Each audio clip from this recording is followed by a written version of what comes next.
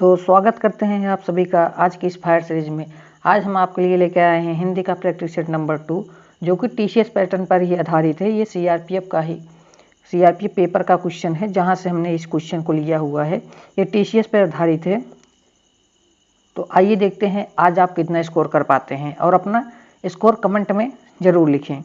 आइए पहले क्वेश्चन पर चलते हैं अपने। पहला क्वेश्चन है, निम्नलिखित वाक्यों में से सर्वनाम की दृष्टि से कौन सा वाक्य अशुद्ध है? तो ऑप्शन ए क्या है, यह किसका घर है। ऑप्शन बी क्या है, कुछ भी हो सकता है। ऑप्शन सी क्या है, वह कौन रो रहा है। ऑप्शन डी क्या है, कौन आप पढ़ रहे हैं। तो ऑप्शन ए क्या कह रहा है, यह किसका घर है। ये तो एकदम सही है, ये तो एकदम सही है, तो निजवाचक सर्वनाम है। या किसका घर है। ऑप्शन बी क्या कह रहा है, कुछ भी हो सकता है। यह भी वाक्य एकदम शुद्ध है, सर्वनाम की दृष्टि से कुछ भी हो सकता है, जो कि निश्चयवाचक सर्वनाम हो गया। वह कौन रो रहा है, तो ये क्या हो गया, प्रश्नवाचक सर्वनाम हो गया। लेकिन कौन आप पढ़ रहे हैं, यही क्या है, सर्वनाम की दृष्टि से अशुद्ध है, क्योंकि यहाँ पर कौन आप पढ़ रहे हैं यही क्या है, अशुद्ध है। अपने अगले प्रश्न पर चलते हैं। अगला प्रश्न हमारा क्या है, अगला प्रश्न है सार्थक शब्द से। दूसरा क्वेश्चन है, 700 पदों की पुस्तक के लिए सार्थक शब्द क्या होगा। पहला क्या है हमारा, ऑप्शन नंबर ए चालीसा, ऑप्शन नंबर बी शतक, ऑप्शन नंबर सी सतसई, ऑप्शन नंबर डी सताहार। तो ऑप्शन नंबर सी हमारा सही हो जाएगा, तो कि सतसई। 700 मतलब 700 पदों की चालीसा। तो अगले क्वेश्चन पर चलते हैं। अगला क्वेश्चन हमारा क्या है, क्वेश्चन नंबर 3। क्वेश्चन नंबर 3 क्या है, चिराग तले अंधेरा, जो कि लोकोक्ति का सही अर्थ इनमें से क्या होगा। ऑप्शन ए क्या है, अपनी बुराई न देखना। ऑप्शन बी क्या है, चिराग में तेल कम होना। ऑप्शन सी क्या है, नज़दीक का उजाला। ऑप्शन डी क्या है, पास की महत्वपूर्ण वस्तु। तो इसमें ऑप्शन ए सही होगा कि अपनी बुराई न दिखाई देना, चिराग तले अंधेरा। क्योंकि जब हम दिया रख देते हैं तो उसके नीचे अंधेरा जो होता है वो हमें नहीं दिखाई देता है, तो उसका ही अर्थ है कि अपनी बुराई न दिखाई देना। तो अगला क्वेश्चन पर चलते हैं अपने। अगला क्वेश्चन हमारा क्या है, रात्रि व संध्या के बीच की बेला वाक्यांश के लिए एक उपयुक्त शब्द क्या होगा। ऑप्शन ए क्या है, कुहू। ऑप्शन बी क्या है, गोधुल। ऑप्शन सी क्या है, निशित। ऑप्शन डी क्या है, राका। तो इसमें ऑप्शन बी गोधुल रात्रि व संध्या के बीच की बेला को कहते हैं। अगला क्वेश्चन हमारा क्या है, क्वेश्चन नंबर 5। अगला क्वेश्चन है, निम्नलिखित में से कौन सा शब्द कुसुम का पर्यायवाची है। ऑप्शन ए सरोज, ऑप्शन बी नीरव, ऑप्शन सी पल्लव, ऑप्शन डी प्रसून। तो प्रसून क्या है, हमारा कुसुम का ही पर्यायवाची है। अगले क्वेश्चन पर चलते हैं। अगला क्वेश्चन है हमारा क्वेश्चन 6, जो पहले कभी न देखा गया हो वाक्यांश के लिए उचित शब्द क्या होगा। ऑप्शन ए क्या है, अभूतपूर्व। ऑप्शन बी क्या है, अदृश्यपूर्व। ऑप्शन सी क्या है, भूतपूर्व। ऑप्शन डी क्या है, अश्रुतपूर्व। तो ये तो अश्रुतपूर्व वैसे ही कट गया, जो पहले कभी न देखा गया हो। तो क्या होगा, ऑप्शन नंबर बी अदृश्यपूर्व होगा, ना कि अभूतपूर्व। अगले क्वेश्चन पर चलते हैं अपने। अगला क्वेश्चन है, विकल्पों में से तत्सम स्त्रीलिंग शब्द चयन करके वाक्य पूर्ण कीजिए। सुधार्थी की से परिचक्षक प्रसन्न हो गए। सुधार्थी की परिचक्षक से प्रसन्न हो गए। ऑप्शन ए क्या है, प्रतिलिपि। ऑप्शन बी क्या है, परिशोध। ऑप्शन सी क्या है, गवेषणा। ऑप्शन डी क्या है, पर्यवेक्षण। तो ऑप्शन सी इसमें गवेषणा सही हो जाएगा, कि सुधार्थी की गवेषणा से परीक्षक प्रसन्न हो गए। ये क्या है, तत्सम स्त्रीलिंग शब्द है। अगले क्वेश्चन पर चलते हैं। अगला क्वेश्चन चलते हैं अपने नेक्स्ट क्वेश्चन पर, जो कि अगला है, निशा को कल राघव के घर आने के लिए बोल दो। इस वाक्य में क्रिया संबंधी त्रुटि पहचान कर निम्नलिखित में से शुद्ध वाक्य चुनिए। तो पहला ऑप्शन है, निशा को कल राघव के घर आने के लिए लिख दो। ऑप्शन बी क्या है, निशा को कल राघव के घर आने के लिए बता दो। ऑप्शन सी क्या है, निशा को कल राघव के घर आने के लिए सूचना दे दो। ऑप्शन डी क्या है, निशा को कल राघव के घर आने के लिए कह दो। तो इसमें ऑप्शन डी सही हो जाएगा, जो कि क्रिया संबंधी अशुद्धि को पहचान कर हमने उसे शुद्ध रूप लिख दिया है। अगला क्वेश्चन हमारा है, रेलगाड़ी पटरी पर चलती है। वाक्य में रेलगाड़ी शब्द में निहित समास कौन सा। रेलगाड़ी शब्द में क्या है, तत्पुरुष समास होगा, क्योंकि इसमें क्या होगा, रेल का गाड़ी। अगले प्रश्न पर चलते हैं अपने। कुटिल शब्द के उचित पर्यायवाची का चयन कीजिए। तो ऑप्शन ए क्या दिया है, खमदार। ऑप्शन बी क्या दिया है, ढाक। ऑप्शन सी क्या दिया है, नाहार। ऑप्शन डी क्या दिया है, पलाश। तो कुटिल शब्द के लिए उचित पर्यायवाची शब्द कौन सा है, ऑप्शन ए खमदार। अगले क्वेश्चन पर चलते हैं अपने। अगला क्वेश्चन हमारा क्या है, कई बार मांगने पर भी तुम मेरे पैसे नहीं दे रहे हो, मुझे तुम्हारी ठीक नहीं लग रही है। क्या ठीक नहीं लग रही है, ऑप्शन ए नियति, ऑप्शन ए नियत, ऑप्शन ए नियति, ऑप्शन डी नीरज। ये तो नीरज तो मतलब कमल का पर्यायवाची हो जाता है, यहाँ पर इसका कोई मतलब ही नहीं है। तो मुझे तुम्हारी क्या नियत, ऑप्शन ए नियत ठीक नहीं लग रही है। अगले क्वेश्चन पर चलते हैं।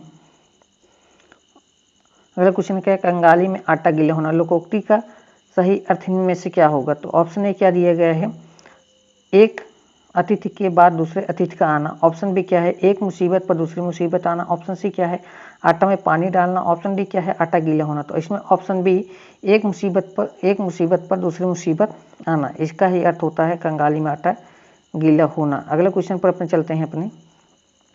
चलो क्वेश्चन क्या कह रहा है, निम्नलिखित विकल्पों को ध्यानपूर्वक देखें और बताएं कि कौन सा विकल्प कुंभ शब्द का अर्थ प्रस्तुत नहीं करता। कुंभ शब्द का अर्थ प्रस्तुत नहीं करता। ऑप्शन ए की दिया गया है एक रास। एक रास कुंभ का तो एक रास भी होती है, ये तो एकदम सही कह रहा है। ऑप्शन बी क्या दिया गया, मछली। मछली क्या है, कुंभ का पर्यायवाची नहीं है या उसका अर्थ व्यक्त नहीं करता है। ऑप्शन सी क्या दिया है, हाथी का मस्तक, जो कि कुंभ का अर्थ प्रस्तुत करता है। और घड़ा, घड़ा मतलब कुंभ तो होता ही है इसका पर्यायवाची शब्द। तो अगले क्वेश्चन पर अपने चलते हैं। अगला क्वेश्चन है, निम्नलिखित में से किस विकल्प में अ प्लस आ का मेल होता है। तो साबिका, ऑप्शन ए। ऑप्शन बी भावना। ऑप्शन सी क्या है, भवती। ऑप्शन डी क्या है, महोसद। तो ऑप्शन बी क्या हो जाएगी, भावना। तो अ प्लस आ मिलकर यहाँ पर क्या बना रहे हैं,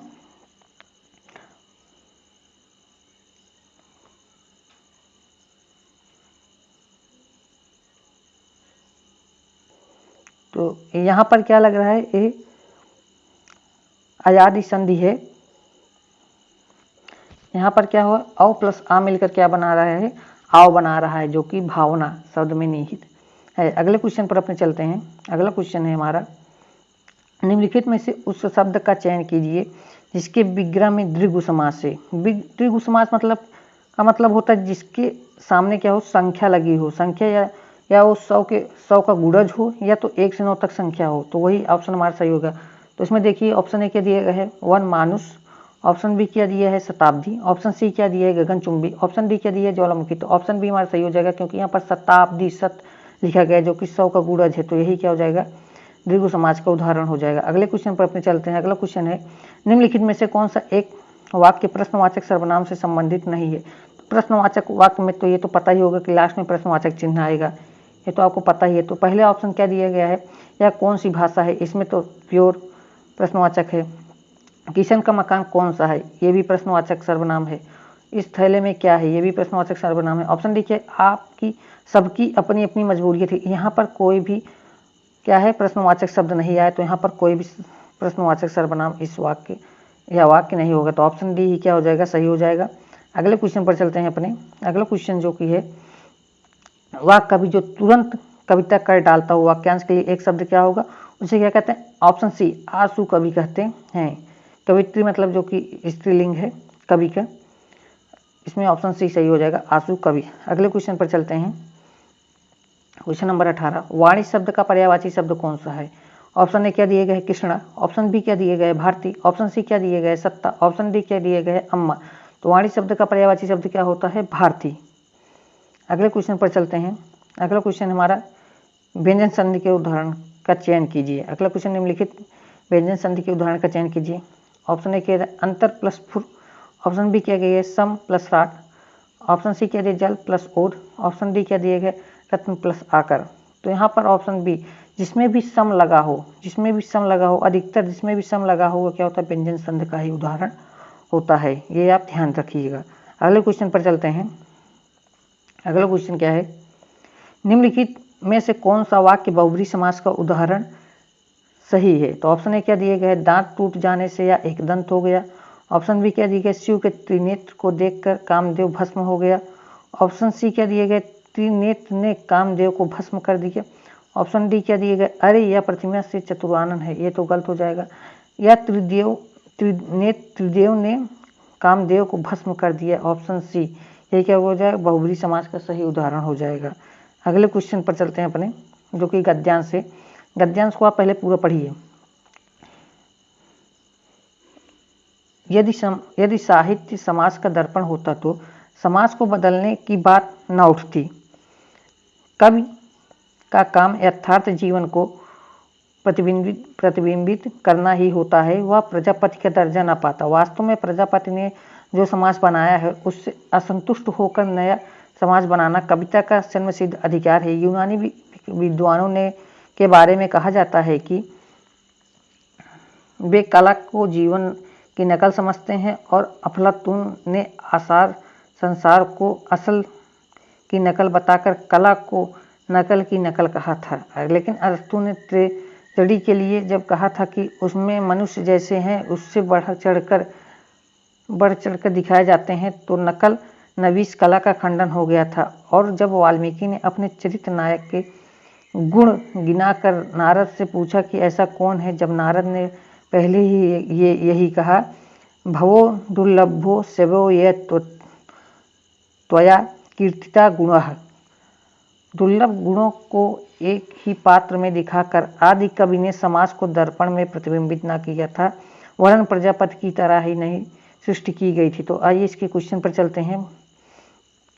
पहला क्वेश्चन क्या है, वाल्मीकि का चरित्र नायक किसे माना गया है? तो वाल्मीकि ने किसके बारे में बताया गया है? हमारे राम भगवान के बारे में बताया गया है। अगले क्वेश्चन पर अपन चलते हैं। अगला क्वेश्चन हमारा क्या है, गद्यांश से संबंधित। अगला क्वेश्चन है, गद्यांश का निष्कर्ष क्या है? सर्वाधिक उपयुक्त विकल्प चुनिए। ऑप्शन ए क्या है, साहित्य समाज से विच्छिन्न है। ऑप्शन बी क्या दिए गए है, साहित्य समाज का प्रतिबिंब है। ऑप्शन सी क्या दिए गए, साहित्य ईश्वरीय वस्तु है। ऑप्शन डी क्या गया, साहित्य समाज की पूर्ण रचना है। यही ऑप्शन डी क्या हो जाएगा, सही है। अगला क्वेश्चन पर अपन चलते हैं।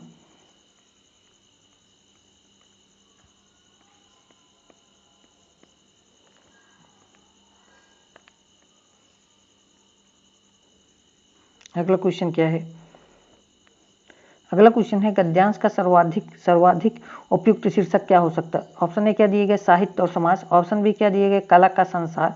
ऑप्शन सी क्या दिए गए, नारद वाल्मीकि संवाद। ऑप्शन डी क्या दिए गए है, प्रजापति की सृष्टि। वहाँ तो वाल्मीकि का बहुत जिक्र ही नहीं हुआ, तो ऑप्शन ए क्या हो जाएगा, साहित्य और समाज, क्योंकि साहित्य और समाज के बारे में ही बताया गया है। यही इसका उपयुक्त शीर्षक है। अगले क्वेश्चन पर चलते हैं। अगला क्वेश्चन क्या है, आदि कवि से आशय क्या है? आदि कवि से आशय क्या है? ऑप्शन ए क्या दिए गए, वृद्धि कवि। ऑप्शन बी क्या दिए गए, महान कवि। ऑप्शन सी क्या दिए गए, श्रेष्ठ कवि।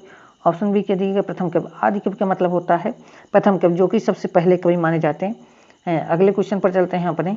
अगला क्वेश्चन क्या है, गद्यांश का मुख्य विषय किससे संबंधित? उपयुक्त सर्वाधिक उपयुक्त विकल्प चुनिए। ऑप्शन ए क्या है, यूनानी विद्वानों से। ऑप्शन बी क्या है, वाल्मीकि से। ऑप्शन सी क्या है, दर्पण से। ऑप्शन डी क्या है, साहित्य की भूमिका से। तो ऑप्शन डी क्या हो जाएगा, सही हो जाएगा, साहित्य की भूमिका से। तो आपको बताइए कि आज का वीडियो कैसे लगा और आपका स्कोर कितना रहा। मिलते हैं आपसे नेक्स्ट वीडियो में। जय हिंद।